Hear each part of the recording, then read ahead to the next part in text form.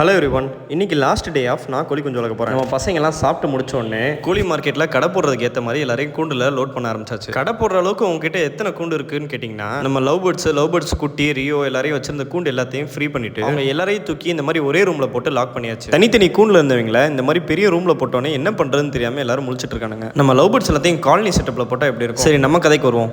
கூண்டு எல்லாத்தையும் கோழி மார்க்கெட்டுக்கு தூக்கிட்டு வந்து கடை போட்டால் வானம் மேகமூட்டத்துடன் காணப்படுகிறது. மழை வந்தால் என்னடா பண்ணுவோன்னு பயத்தோடய நின்றுட்டு இருந்தேன். முதல்ல கடை போடுறோமே, யாருமே வாங்கலன்னா என்ன பண்றதுன்னு ஒரு யோசனையில் இருக்கும்போது ஒரு கஸ்டமர் வந்து கோழி வாங்கினாங்க. அடுத்து 2வது கஸ்டமர் வந்தாங்க. அடுத்து 3வது கஸ்டமர் வந்தாங்க. பீச்சில் மிளகா பஜ்ஜி விற்கிற மாதிரி பரபரப்பா நம்ம கடை கூட்டமா இருந்துச்சு. நம்ம கருங்கோழிக்கு தான் பயங்கர டிமாண்ட். ஒரே சப்ஸ்கிரைபரே 18 கோழியும் வாங்கிக்கிறேன்னு சொல்லிட்டாங்க. அவங்க நம்ம வீடியோ பார்த்துட்டு செம்பரம்பாக்கத்துல இருந்து வந்திருக்காங்க. ஆனா அவங்களுக்கு முன்னாடியே நம்ம ஃபாலோவர் ஒருத்தர் 5 கோழியை புக் பண்ணிட்டாரு. என்னதான் நமக்கு பழக்கப்பட்ட ஏரியாவா இருந்தாலும் இந்த கோழி பிசினஸ் புதுசா இருக்கே, எப்படி சமாளிக்க போறோம்னு யோசிச்சுட்டு இருக்கும்போது அந்த 5 கோழியை புக் பண்ண சக்திவேலுன்ற ப்ரோ தான் கூடவே நின்று ஒரு 25 கோழி விற்கிற வரைக்கும் ஹெல்ப் பண்ணிட்டு போனாரு. மனசார சொல்றேன், இன்னைக்கு நான் வியாபாரம் பார்த்த மாதிரி எனக்கு ஒரு ஃபீலிங்கே. நம்ம கடையை சுற்றி சப்ஸ்கிரைபர்ஸும் ஃபாலோவர்ஸும் நின்றுக்கிட்டு, ப்ரோ எப்படி இருக்கீங்க, நான் உங்கள் வீடியோ பார்த்து தான் இங்கே வந்தேன், உங்களோட வீடியோ ஸ்டார்டிங்லேருந்தே பார்த்துட்டு இருக்கேன், என்ன சொன்ன டைமோட லேட்டாக வந்துட்டீங்கன்னு பேசும்போது காசாகுது, கிரீஸ் ஆகுது, லாபமாகுது, நஷ்டமாகுது. இவ்வளோ பேருக்கு பிடிச்ச மாதிரி கண்டென்ட்டை போட்டு எல்லாரையும் என்டர்டைன்மெண்ட் பண்ணுறோன்னு நினைக்கும் போதே ரொம்ப நெகிழ்ச்சியாக இருந்துச்சு. இதில் இன்னொரு விஷயம், நம்ம கிட்ட கோழி வாங்கிட்டு போன முக்கால்வாசி பேர் இதை சாப்பிட்றதுக்காக வாங்கலை,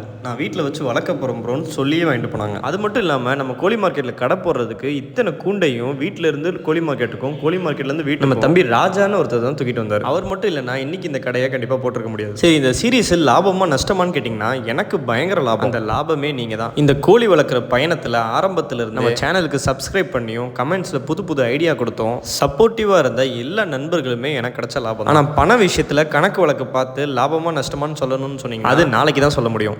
ஏன்னா ஃபோன் கால் மூலியமா ஒரு 7 கோழியை புக் பண்ணி வச்சிருக்காங்க. அந்த டிரான்சாக்ஷன் இன்னும் கம்ப்ளீட் ஆகல. அவங்க சொன்னதுக்காக 7 கோழி எடுத்து வைக்கிறதுக்கு பதிலாக 8 கோழியாக எடுத்து வச்சு ஒரு கோழி வேற எக்ஸ்ட்ராவாக இருக்குது, அதையும் சேல்ஸ் பண்ணணும். அது உங்களுக்கு யாருக்காவது வேணும்னா கான்டாக்ட் பண்ணுங்க. இந்த கணக்கு வழக்கெல்லாம் உட்காந்து கிளியராக பார்த்துட்டு நாளைக்கு உங்களுக்கு தெளிவாக இந்த பிஸ்னஸ் லாபமாக நஷ்டமான்றதை வீடியோவில் சொல்கிறேன். தேங்க்யூ ஃபார் வாட்சிங். டாடா பை பை.